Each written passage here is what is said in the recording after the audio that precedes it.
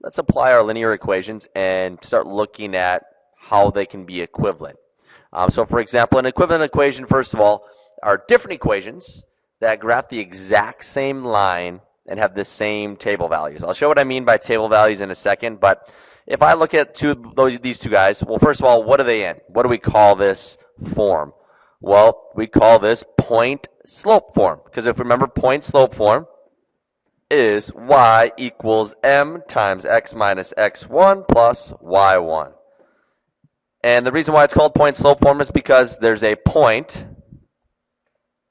x1, y1, that's in there, and there's a slope, m, hence the term point-slope form. So anytime you know a point and a slope, that's what you want to use. So both of these are point-slope form, but they look like they're different equations, right? But if I were to simplify them and get them in slope-intercept form, y equals mx plus b, now it's easy to see if they are equivalent, if they're the exact same equation. So I'm going to go ahead and do that. And in order to do that, I just follow my order of operations. So I need to multiply here first, which means I should distribute this negative 0.6. So I would have y equals 4.6 minus 0.6 times x, right? Negative 0.6 times x. And then a negative times a negative is a positive. And 0.6 times 3, right? Negative times a negative. And 0.6 times 3 would be 1.8. And then you always have a like term to combine, which I have right here. I got 4.6 and 1.8. And those would combine to y equals, so I have my slope first, right? Because I want to put my mx first. So that's my negative 0.6 x. And then 4.6 plus 1.8 is 6.4. So there's my slope-intercept form of that guy. I'm going to do the same thing to this bottom one.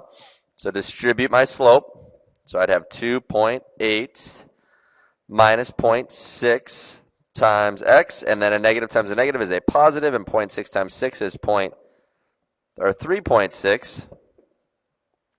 And we combine like terms just like I did up top. So 2.8 plus 3.6 gives me 6.4, and I have my negative 0.6x for my slope. So I'd say y equals mx, so negative 0.6x, and plus 6.4. So if I notice,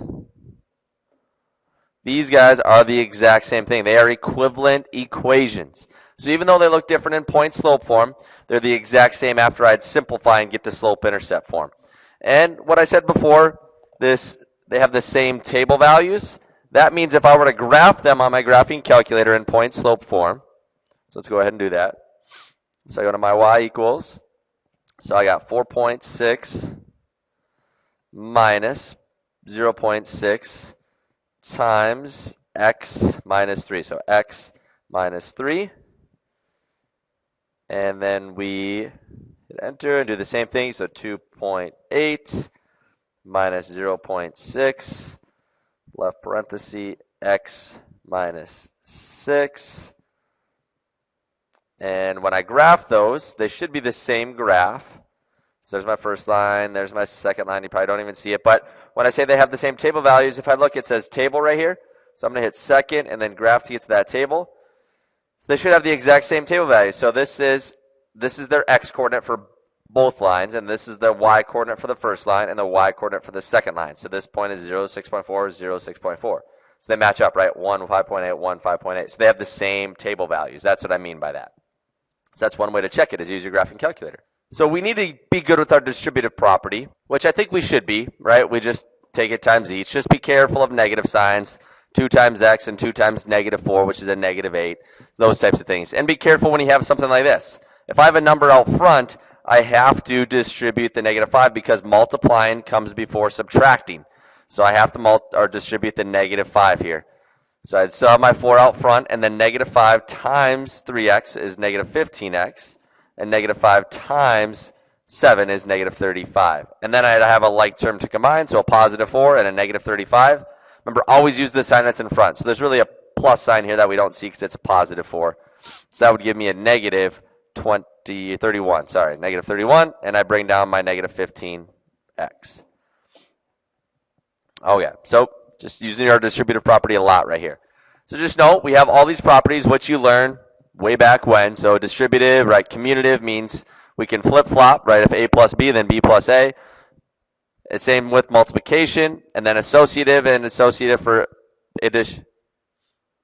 And then associative for addition and multiplication. Just kind of the same thing as commutative, but we're dealing with 3 or more, right? I could just change the order of which ones I do first. It doesn't matter which order you do things first when it comes to adding and multiplying. So it says, are these equivalent equations? So I'm looking at this guy up top here, and I want to see, are any of these equivalent? Can I just look at them and determine if they're equivalent or not? Heck no.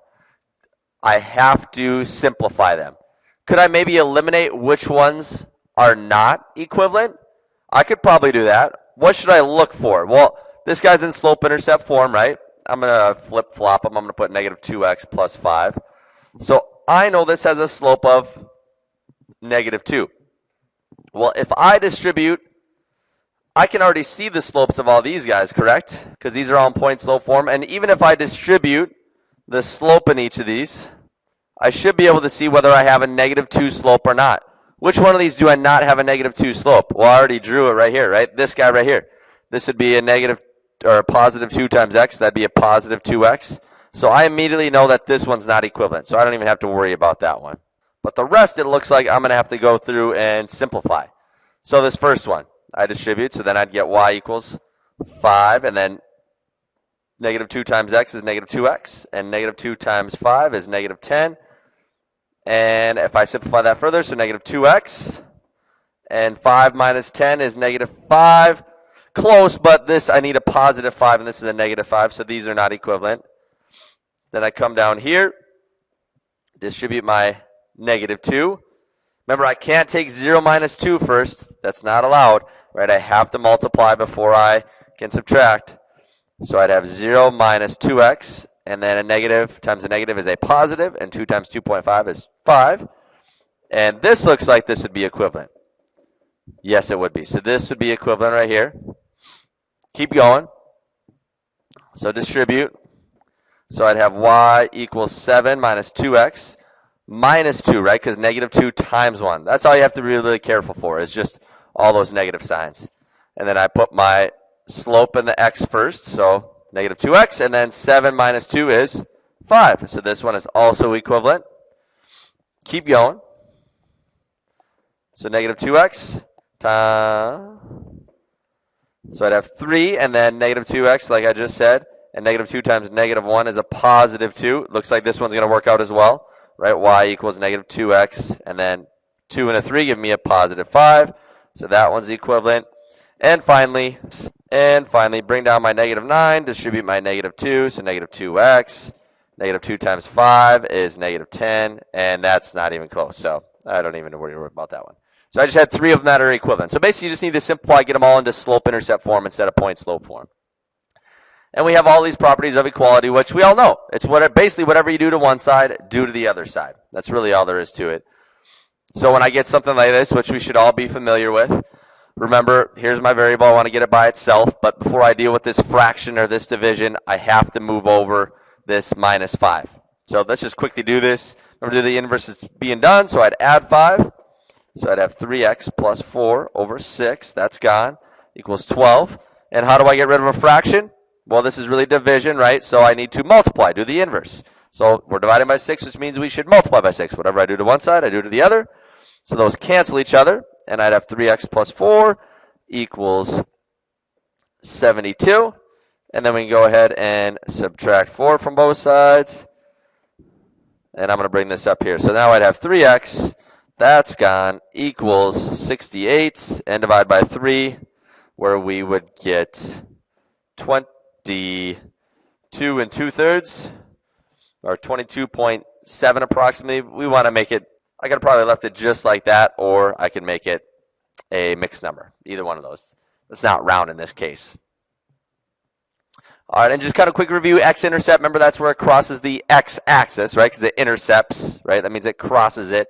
So to find the X-intercept, we always plug in what for Y? 0 for Y. Remember, the X-intercept is when y equals 0, right? Because this coordinate would be 4, 0. Hence, the y equaling 0. So if I get an equation, and it's asking what the x-intercept is, what should I plug in? Well, the x-intercept is when y equals 0, so I should plug in 0 for y. So I'll just rewrite this. Okay, and there's 2 ways to do this. One way is to, I'll do it both ways. I could add the 8 over right away. So if I did that, I'd have 8 equals negative, oh, those would cancel, sorry. And then I'd have 2 times x minus 6. And to get rid of this 2, it's multiplying, so I could divide by 2. Whatever I do to one side, I do to the other. So I'd have 4 equals x minus 6. And finally, add 6. So I'd have 10 equals x. The other way, which I think a lot of people like to do, is they like to distribute this 2 right away. That's totally fine. So you'd have 0 equals negative 8 plus 2x minus 12. And then we could combine like terms. So I have a negative 8 and a negative 12, which gives me a negative 20. And I brought my 2x down. Then I could add the 20 over to the other side. And I'd have 20 equals 2x. And finally divide by 2. So x would still equal 10. Either way is perfectly fine, whichever you're more comfortable with. And that's all I got.